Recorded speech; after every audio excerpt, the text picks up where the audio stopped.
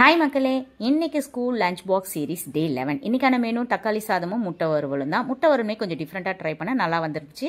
இந்த வீடியோக்கு அடுத்து நான் அந்த வீடியோவை அப்லோட் பண்ணுறேன். ஸோ இப்போ தக்காளி சாதம் எப்படின்னு பார்த்துடலாம். ஸோ இங்கே என்னென்ன பொருட்கள்லாம் நம்ம வீடியோவில் பார்க்குறோமோ அது எல்லாமே ஃபஸ்ட்டு ரெடியாக எடுத்து வச்சுட்டா தக்காளி சாதம்ன்றது டக்குன்னு பண்ணிடலாம். ஸோ தாளிக்கிறதுக்கு முன்னாடி இதெல்லாம் எடுத்து வச்சுட்டு ஒரு 2 ஸ்பூன் அளவு எண்ணெய், 1 ஸ்பூன் அளவு நெய் சேர்த்துட்டு, ஸோ இந்த வீடியோவில் இருக்கிற மாதிரி இந்த ஸ்பைசஸ் எல்லாம் போட்டு சேர்த்துக்கிட்டு சின்ன வெங்காயம் பெரிய வெங்காயம் ஒன்றா சேர்த்து பச்சை மிளகாவும் சேர்த்து நல்லா வதக்கி அதோட இஞ்சி பூண்டு பேஸ்ட்டும் கொஞ்சம் சேர்த்து நல்லா வதக்கணுன்னா பச்சை வாடெல்லாம் போயிடும். ஒரு 5 நிமிஷம் வதக்குனதுக்கப்புறமா தேவையான அளவுக்கு மசாலா பவுடர்லாம் சேர்த்து கொத்தமல்லி அப்புறமா புதினா எல்லாம் சேர்த்துக்கணும். ஸோ இந்த கேப்பில் நீங்கள் சேனலை சப்ஸ்கிரைப் பண்ணி சப்போர்ட் பண்ணிவிடுங்க.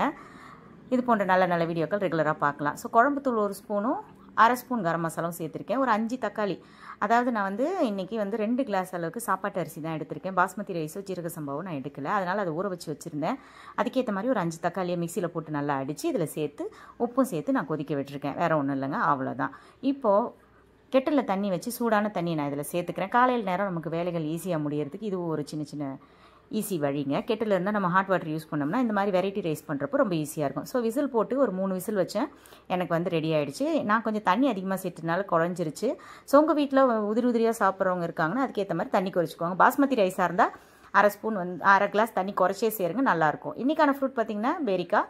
ஸோ இன்றைக்கான டே சக்ஸஸ்ஃபுல்லாக முடிச்சாச்சு. அடுத்து ஒரு நல்ல வீடியோவில் பார்க்கலாம்.